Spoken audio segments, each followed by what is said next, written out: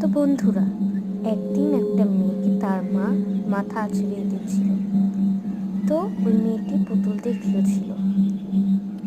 তখনই মেয়েটা তার মাকে যা বলল তা শোনো।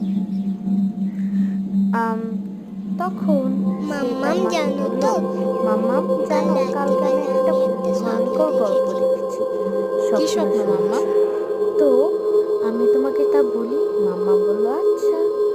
তো যখন ঘুমাচ্ছিল তখন ও যা শুনতে পায় তা কি শুনবে তোমরা?